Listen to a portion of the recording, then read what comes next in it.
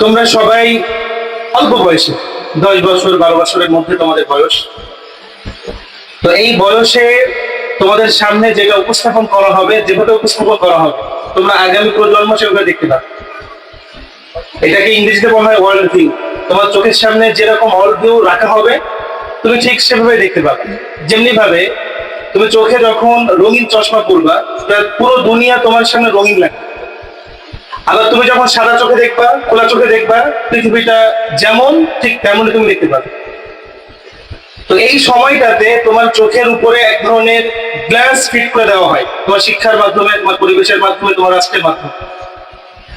এই শিক্ষা, এই চেতনা চিন্তা করার দ্বারা তোমার আগামী প্রজন্ম কোন দিকে যাবে, ভালো দিকে যাবে নাকি খারাপের দিকে যাবে, তুমি কোনটাকে ভালো এবং কোনটাকে খারাপ হিসেবে করবা, সেই জিনিসটা এই বয়সে তোমাকে নির্ধারণ করে দিবে। তো আমাদের সামনে আমাদের জীবন নির্ধারণ করার জন্য আল্লাহ পাক রব্বুল আলামিন কিছু জিনিস রেখেছেন, যার মধ্যে উল্লেখযোগ্য একটা রাসূল সাল্লাল্লাহু আলাইহি ওয়াসাল্লামের সিরাত বা তার জীবন। রাসূলের সিরাত এমন এক আয়না, যে আয়নার সামনে দাঁড়ালে আমাদের জীবনের সমস্ত রকম ভুল ভ্রান্তি, ত্রুটি বিচ্যুতি সবগুলো দেখা যায়। আমরা সিরাতের আয়নায় আমাদের নিজের জীবন দেখার চেষ্টা করব এবং নিজেদের জীবন থেকে ভুল ত্রুটি মুছে ফেলে জীবনটাকে রাসূলের রঙে রাঙানোর চেষ্টা করবো ইনশাআল্লাহ। আমরা দু চোখে যা কিছু দেখতে পাই, এই যে আসমান, এই যে জমিন, সবকিছু কে সৃষ্টি করছে? কে সৃষ্টি করছেন? আল্লাহ সৃষ্টি করছেন। আচ্ছা, আল্লাহর সৃষ্টি করার ধরন সম্পর্কে তোমরা বলতে পারো আল্লাহ কিভাবে সৃষ্টি করেন? আমরা কিছু তৈরি করতে গেলে চিন্তা করা লাগে, ফিকির করা লাগে, গবেষকদের কাছে যাওয়া লাগে, রূপরেখা সামনে রাখা লাগে, তারপরে যন্ত্রপাতি একত্রিত করে একটা জিনিস তৈরি করতে হয়। আল্লাহ কি করে করেন জানো তোমরা? আল্লাহ তাআলা যখন কোনো কিছু করার ইচ্ছা করেন, তখন তিনি বলেন কুন। কি বলেন? কুন। কুন মানে হও, সাথে সাথে সেটা হয়ে যায়। তাহলে আল্লাহ বলবেন হও, সাথে সাথে সেটা কি হয়? হয়ে যায়। আল্লাহ পাক রব্বুল আলামিন এই পুরো বিশ্ব জগৎ 6 দিনে সৃষ্টি করছেন। কয় দিনে সৃষ্টি করছেন? তাহলে আল্লাহর সৃষ্টির সিস্টেম কি? যে হও আর হয়ে যায়। তারপরেও আল্লাহ এই মহাজগৎ সৃষ্টি করছে কয় দিনে? 6 দিনে। আমরা যা কিছু দেখতে পাই সবকিছু আল্লাহর সৃষ্টির মধ্য দিয়ে এসেছে। আমরা যাই ব্যবহার করি না কেন, তার মধ্যে আল্লাহর সৃষ্টি নিদর্শন রয়েছে, থাকবে, থাকতেই হবে। এর বাইরে আর কিছু নাই। যে মস্তিষ্ক দিয়ে চিন্তা করে মানুষ আজকে আকাশে উড়ে বেড়ায়, ওই মস্তিষ্ক তৈরি করছেন কে? ওই ব্রেন তৈরি করছেন কে? আল্লাহ। আল্লাহ পৃথিবীতে যা কিছু সৃষ্টি করছেন, পৃথিবীর বাইরে যা কিছু সৃষ্টি করছেন, আল্লাহ সৃষ্টি জগতের মধ্যে আল্লাহ যা কিছু সৃষ্টি করছেন, এই সমস্ত সৃষ্টির মধ্যে শ্রেষ্ঠ সৃষ্টি হচ্ছে মুহাম্মদুর রাসূলুল্লাহ সাল্লাল্লাহু আলাইহি ওয়াসাল্লাম। তাকে আল্লাহ কেন সৃষ্টি করছেন? তাকে আল্লাহ সৃষ্টি করছেন গোটা জগতের মানুষকে অন্ধকার থেকে আলোর পথ দেখানোর জন্য। আল্লাহ রাসূল সাল্লাল্লাহু আলাইহি ওয়াসাল্লাম তাকে আল্লাহ তাআলা নবী নির্বাচন করছেন কবে তোমরা জানো? রাসূলকে জিজ্ঞাসা করা হলো, মাতা ওয়াজাবাত লাকা নবুওয়া, আপনার জন্য নবুয়তের এই দায়িত্ব কবে অর্পিত হয়েছে, আপনি কবে থেকে নবুয়তের দায়িত্ব পেয়েছেন? আল্লাহ রাসূল সাল্লাল্লাহু আলাইহি ওয়াসাল্লাম বললেন, ওয়াল আদামু বাইনা রূহি ওয়াল জাসাদ, যখন আদম আলাইহিস সালাম তিনি রূহ এবং শরীরের মধ্যবর্তী অবস্থায়, পৃথিবীর সর্বপ্রথম মানুষকে বলতে পারো আদম আলাইহিস সালাম। সে আদমকে যখন আল্লাহ তাআলা সৃষ্টি করতেছেন, মানে তার শরীর তৈরি করা হয়েছে, ভিতরে রূহ দেওয়া হয়নি, ওই সময় থেকে আমার নবী। তার মানে তিনি নবী হবেন, এটা আদম আলাইহিস সালাম সৃষ্টি হওয়ার আগে নির্ধারিত। কথা কি বুঝতে পারলে? তবে তার আগে আরো নবী আসছেন না?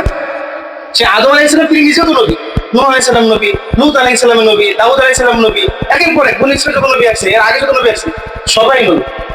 সবাই নবী, কিন্তু চূড়ান্ত নবী একজন, তিনি কে? হযরত মুহাম্মদ সাল্লাল্লাহু আলাইহি ওয়াসাল্লাম। আমরা তার জীবন নিয়ে আলোচনা করব ইনশাআল্লাহ। তাকে আল্লাহ চূড়ান্ত রূপে নবী হিসেবে বাছিয়েছেন, কারণ পূর্বে যে নবীগুলো ছিলেন তাদের যে দায়িত্ব ছিল, এই দায়িত্বের ভিতরে যে কাজগুলো বাদ থেকে গেছে সবকিছুকে আল্লাহ তাআলা পরিপূর্ণ করছেন মুহাম্মদুর রাসূলুল্লাহ সাল্লাল্লাহু আলাইহি ওয়াসাল্লাম। এটাকে আল্লাহ সুন্দর করে ভেবে বলছেন যে পূর্বের নবীরা তারা সবাই মিলে একটা বিল্ডিং তৈরি করছে এবং সেই বিল্ডিং এর মধ্যে একটা ইটের জায়গা ফাঁকা রাখছে, তাহলে কি ঘর পরিপূর্ণ হলো? আল্লাহ রাসূল বললেন, আমি হলাম সেই শেষ ইট, আমি আসলাম, ঘরের কাজ পরিপূর্ণ হয়ে গেছে। তাহলে আমাদের নবী যেমন চূড়ান্ত নবী, তেমনি তিনি শেষ নবী, তিনি শেষ নবী। তারপরে কোন নবী আছে? নাই। আমাদের নবী সাল্লাল্লাহু আলাইহি ওয়াসাল্লাম শেষ নবী, এটা তার মর্যাদা। তো যাই হোক, আমরা এই নবী সাল্লাল্লাহু আলাইহি ওয়াসাল্লামের জীবন সম্পর্কে আলোচনা করতে যাচ্ছি। মুহাম্মদ রাসূলুল্লাহ সাল্লাল্লাহু আলাইহি ওয়াসাল্লাম তিনি মক্কায় জন্মগ্রহণ করেন। কোথায় জন্মগ্রহণ করেন? তিনি এমন সময় জন্মগ্রহণ করেন যখন মোবাইল ছিল না, কম্পিউটার ছিল না, যাতায়াতের জন্য গাড়ি ছিল না, ভ্যান ছিল না, রিক্সা ছিল না। মানুষ যাতায়াত করতো কিসের মাধ্যমে? উটের মাধ্যমে, ঘোড়ার মাধ্যমে, তারপরে খচ্চরের মাধ্যমে। তাদের পিঠে চড়ে মানুষ এক জায়গা থেকে আরেক জায়গায় যেত। বর্তমান আধুনিক যে আমরা দেখতে পাই তার কোনো ছোঁয়া সেখানে ছিল না। সেইখানকার মক্কা নগরীর সবচেয়ে সম্ভ্রান্ত পরিবার, সবচেয়ে সম্ভ্রান্ত বংশ, কুরাইশ বংশের বনু হাশিম গোত্রে আল্লাহ রাসূল সাল্লাল্লাহু আলাইহি ওয়াসাল্লাম জন্মগ্রহণ করেন। তিনি ওই গোত্রেই দুনিয়াতে আসেন। কোন বছর আসেন? আল্লাহ রাসূল সাল্লাল্লাহু আলাইহি ওয়াসাল্লাম যে বছরে আসেন সেটাকে হাদিসে বলা হয় আমুল ফিল। কি বলা হয়? হাতির বছরে। হাতির বছর কি তোমরা জানো? হাতির বছরের একটা ইন্টারেস্টিং ঘটনা আছে। ঘটনাটা হলো, আব্রাহা নামে ইয়েমেনের একটা গভর্নর ছিল, আব্রাহা নাম। এই আব্রাহা ছিল খুবই বদমেজাজি, খুবই রাগী, সবসময় যাত্রার উপর মেজাজ থাকা, যাত্রার উপর মেজাজ খারাপ করতো। তো আব্রাহা দেখলো যে প্রতি বছর যখন জিলহজ মাস আছে, মানুষ দল বেঁধে সবাই মক্কার দিকে যায়। চিন্তা করুন, আমার শহরের মানুষ, আমার দেশের মানুষ, তারা আমার শহরে না থেকে, আমার দেশে না থেকে তারা মক্কায় কেন যায়? জিজ্ঞাসা করলেন, তোমরা কেন যাও? তবু সেখানে আল্লাহর ঘর আছে, বাইতুল্লাহ আছে, কাবা আছে। তো সে বলছে, কাবা যদি আমি আমার দেশে বানাই তাহলে মানুষ আর যাবে না সেখানে। আমার দেশের মানুষ আর দেশে যাবে না। তখন সে একটা টেম্পল তৈরি করবে, একটা গির্জা তৈরি করবে, এবং তার মধ্যে বাইতুল্লাহর মতো করে একটা ঘর নির্মাণ করবে। আল্লাহ মনোনীত ঘর আর মানুষের তৈরি করা ঘর কখনো এক হতে পারে? কোশ্চিন কালেও পারবে? পারবে না। তো সে এই ঘর তৈরি করার পরে লোকজন আসলো, এত মানুষকে ডাকলো, চিঠি দিল, লোক দেখালো, আজকে টাকা দেবো, পয়সা দেবো, এই দেবো, সেই দেবো, তারপরেও মানুষ আসে না। বরং আরব থেকে কিছু মানুষ, মানে মক্কা থেকে কিছু মানুষ, তারা ওইখানে ব্যবসা করতে গেছিল। ওরা যখন ঘটনা জানতে পারছে তখন ওর মধ্যে একটা নাপাক কাজ করে রেখে আসছে, দুর্গন্ধের একটা কাজ করে রেখে আসছে।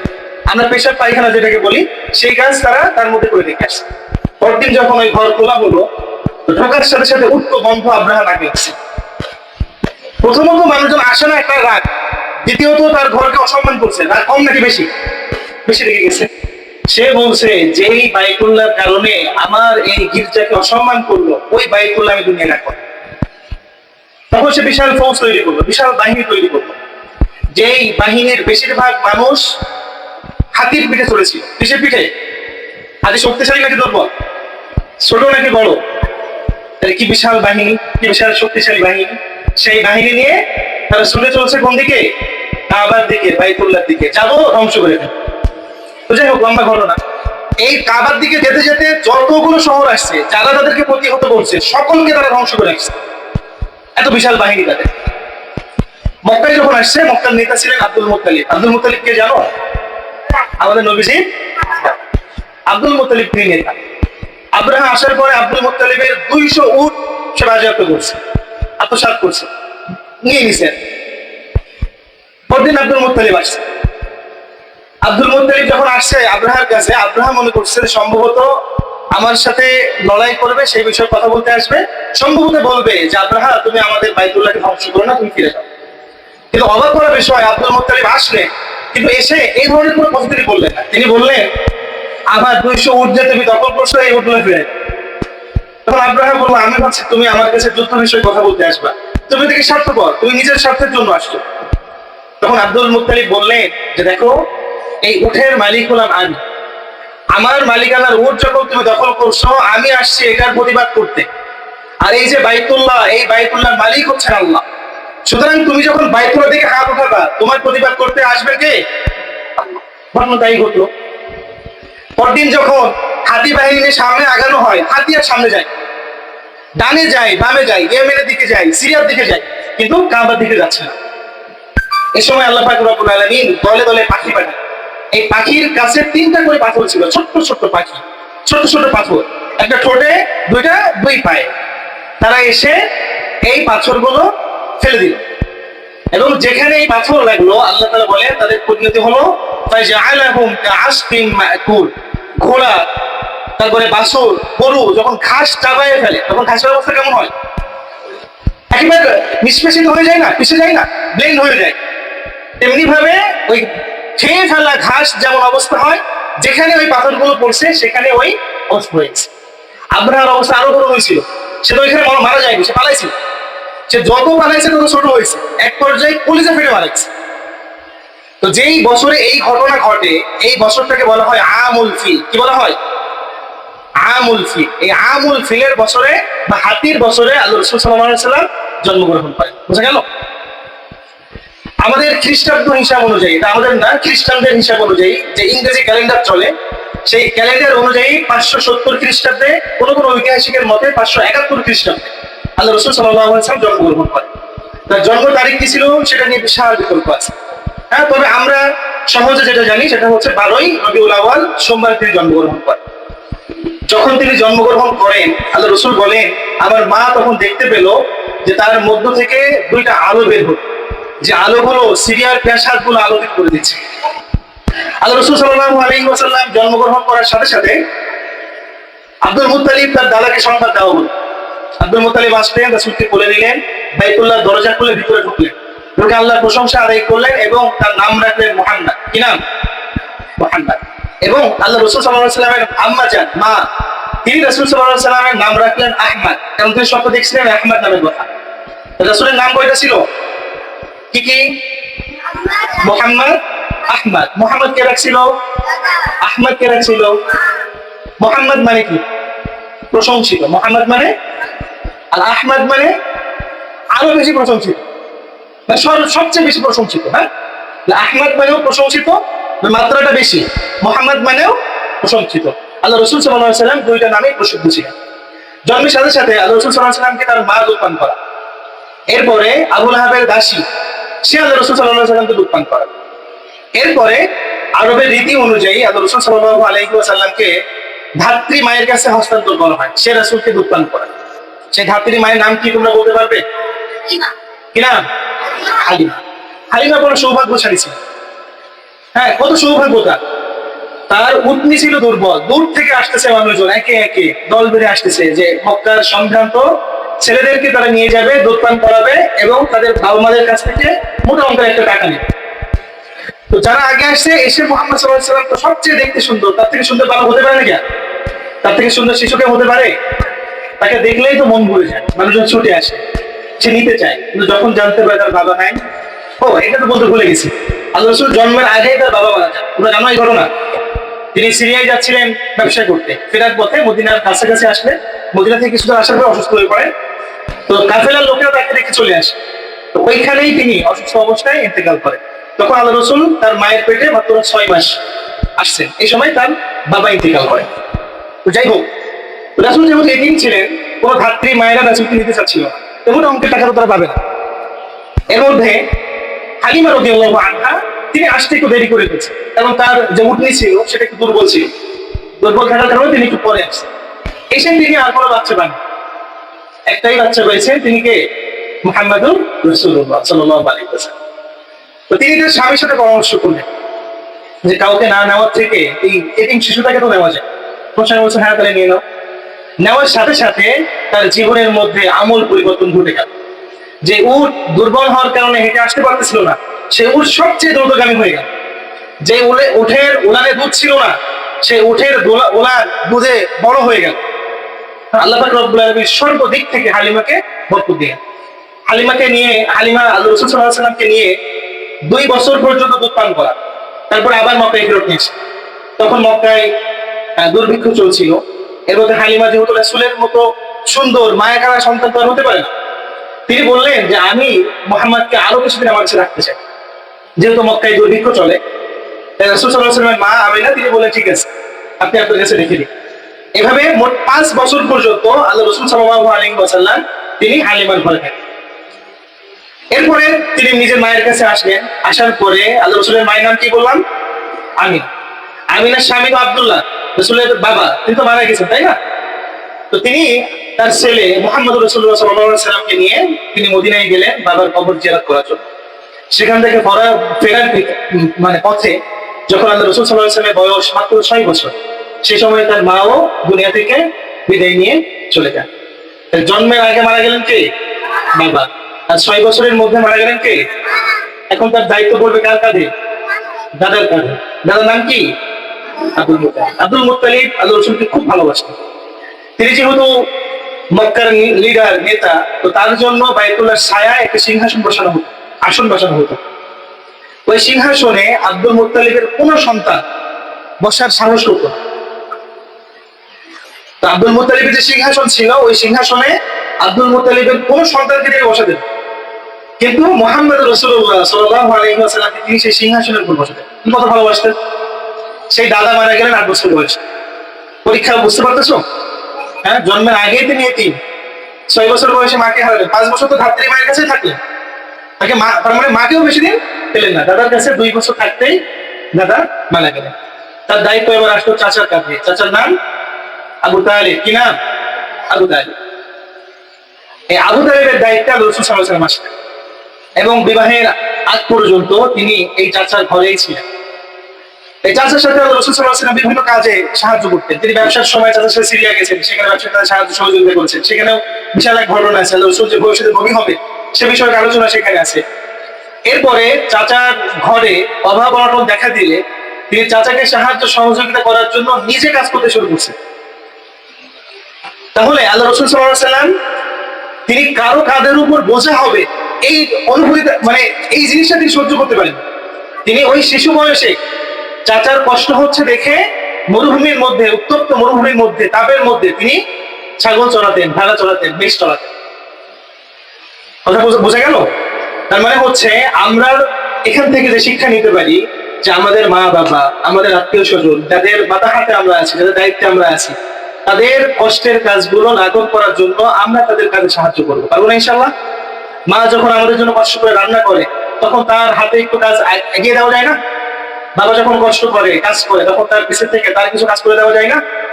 আল্লাহ রাসূল করছেন, আমরা করলে দোষ আছে? বরং যেই সন্তান পিতামাতার কাজে রাখবে, সেই সন্তান রাসূলের আদর্শ কত পরিমাণ নিজের মধ্যে ধারণ করতে পারে। এই জন্য আমরা সবাই চেষ্টা করবো, ইনশাআল্লাহ। পারবো না? আল্লাহ তাআলা সকলকে তৌফিক দান করুন। আল্লাহ হাবিব সাল্লাল্লাহু আলাইহি ওয়াসাল্লাম তিনি চাচার কাজে সাহায্য করলেন এবং সমাজের মাঝে তিনি খুব শীঘ্রই প্রসিদ্ধি পেলেন। এই প্রসিদ্ধি পাওয়ার পিছনে যে কারণ ছিল, সেটা হচ্ছে আল্লাহ রাসূল সাল্লাল্লাহু আলাইহি ওয়াসাল্লামের সততা, সত্যবাদিতা। আল্লাহ রাসূল সাল্লাল্লাহু আলাইহি ওয়াসাল্লাম কখনোই জীবনে কোনোদিন মিথ্যা কথা বলেন। তোমরা কি মিথ্যা কথা বলো? মিথ্যা কথা বলো নাকি? আল্লাহ রাসূল জীবনে কোনোদিন মিথ্যা কথা বলেন। তিনি কখনো কাউকে ঠকাননি, কারো আমানতের খেয়ানত করেন।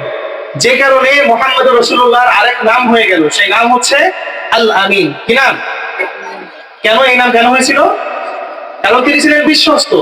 তিনি আমানতের খেয়ানত করতেন না, তিনি মিথ্যা বলতেন না, কারোর উপর কাউকে কষ্ট দিতেন না, তিনি সবসময় মানুষের কল্যাণে কাজ করতেন। এই জন্য তার নাম হয়ে গেল কি? আল আমিন। এমন হয়ে গেল যে মক্কার মানুষেরা তাকে আর মুহাম্মদ নামে ডাকে না, সবাই তাকে বিশ্বস্ত আল আমিন বলে ডাকে। আল্লাহ হাবিব সাল্লাল্লাহু আলাইহি ওয়াসাল্লামের বিশ্বস্ততার কথা আরো প্রসিদ্ধি পেল, আরো মানুষের কানে কানে গেল। তখন আল্লাহ রাসূল সাল্লাল্লাহু আলাইহি ওয়াসাল্লামের বয়স 20-22 বছর ক্রস করছে, পার হয়ে গেছে। তো এই ঘটনা, রাসূল যে সবচেয়ে বড় বিশ্বস্ত, এই ঘটনার কথা যেতে যেতে যেতে যেতে খাদিজা রাদিয়াল্লাহু আনহা তার কানে পৌঁছায়। খাদিজা রাদিয়াল্লাহু আনহা ছিলেন মক্কার সবচেয়ে সম্ভ্রান্ত নারী, সবচেয়ে সুন্দরী নারী, সবচেয়ে পবিত্র নারী এবং সবচেয়ে ধনী নারী। তিনি পার্টনারের চুক্তিতে ব্যবসা করতেন, পার্সেন্টেজের চুক্তিতে। তো তিনি যখন মুহাম্মদ রাসূলুল্লাহ সাল্লাল্লাহু আলাইহি ওয়াসাল্লামের কথা জানতে পারলেন, তখন তিনি মুহাম্মদ সাল্লাল্লাহু আলাইহি ওয়াসাল্লামের কাছে প্রস্তাব পাঠালেন যে আমার এই ব্যবসায় কি তুমি অংশীদার হয়ে আমার এই ব্যবসার দায়িত্ব গ্রহণ করে সিরিয়া যাবে? মুহাম্মদ সাল্লাল্লাহু আলাইহি ওয়াসাল্লাম গ্রহণ করলেন। তিনি খাদিজাতুল কুবরা রাদিয়াল্লাহু আনহার ব্যবসার দায়িত্ব নিয়ে তিনি মালামাল বোঝাই করে মক্কা থেকে গেলেন কোথায়? সিরিয়া।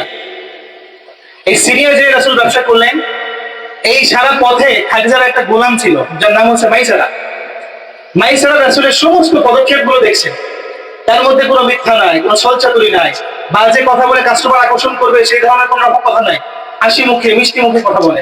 একই জায়গায় কয়েকটা দোকান একই ধরনের পণ্য বিক্রি করতেছে, মানুষ অন্যান্য দোকানে না যেয়ে মুহাম্মদ সাল্লাল্লাহু আলাইহি ওয়াসাল্লামের দোকানে আসতেছে। এই সকল বিষয় মাইসারা লক্ষ্য করছে। মাইসারা আরো একটা জিনিস লক্ষ্য করছে যে মুহাম্মদ সাল্লাল্লাহু আলাইহি ওয়াসাল্লাম যখন মরুভূমির রোদের উপর দিয়ে চলে, তখন একখণ্ড মেঘ রাসূল সাল্লাল্লাহু আলাইহি ওয়াসাল্লামকে ছায়া দেয়। তো মাইসারা যা কিছু দেখছে আসার পরে খাদিজা রাদিয়াল্লাহু আনহার কাছে সবকিছু বর্ণনা করছে।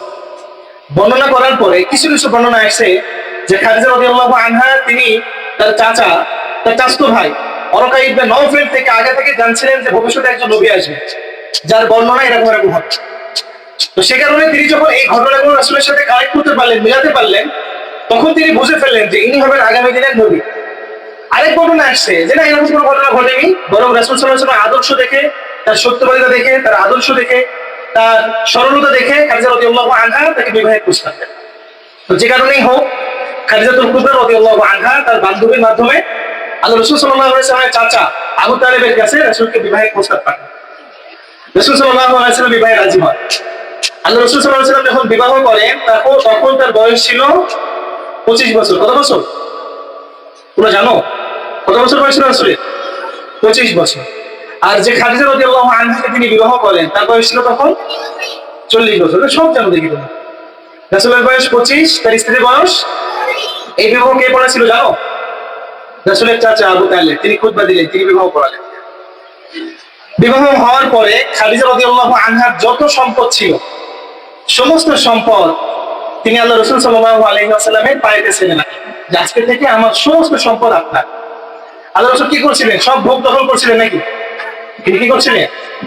জনতার কল্যাণে, মানুষের কল্যাণে সবটুকু ব্যয় করছে।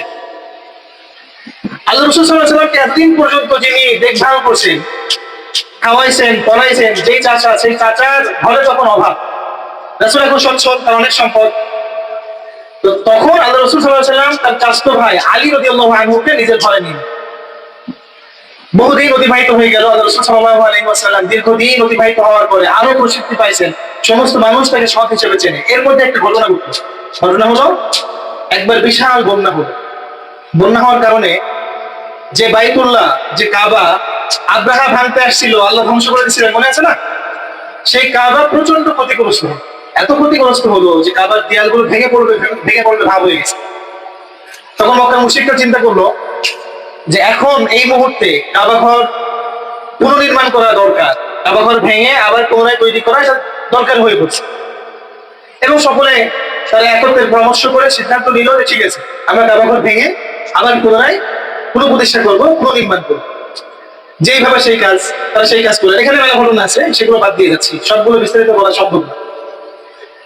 তো এক পর্যায়ে কাবা ঘর তৈরি করে ফেলল। এই কাবা ঘরের মধ্যে একটা সম্মানিত পাথর আছে, পাথরটার নাম কি তোমরা জানো? হাজরে আসওয়াদ, কি না? এই পাথর হচ্ছে জান্নাতি পাথর। কোথাকার পাথর? যখন আসছিল তখন একটা সাদা ছিল। এর একটা বিশাল ক্ষমতা আছে। ক্ষমতা হচ্ছে চুম্বক যেমন লোহা টেনে নাই, এই পাথর তেমন গোনা টেনে। গোনা টানতে টানতে, হাদিসের মধ্যে আসছে, তিরমিজি শরীফের হাদিস, যে গোনা টানতে টানতে এই সাদা পাথর একসময় কালো হয়ে গেছে। কালো হওয়ার কারণে নাম হয়ে গেছে হাজরে আসওয়াদ, কালো পাথর। তো এই পাথরের খুবই দাম, খুবই সম্মান।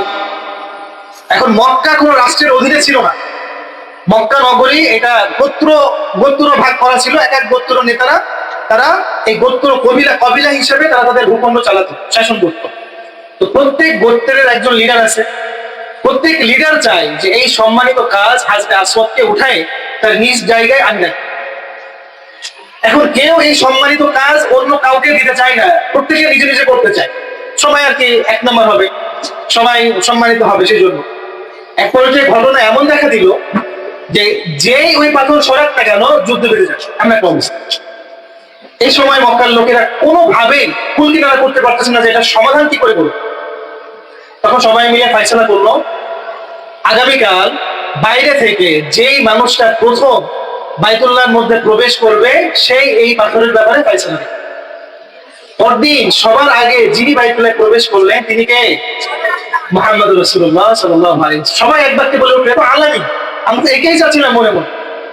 আল্লাহ রাসূল আসলেন, তারা সব খুলে বললেন আল্লাহ রাসূল। খুলে বলার পরে রাসূল বললেন একটা কাপড় নিয়ে আসো। একটা কাপড় নিয়ে আসা হলো।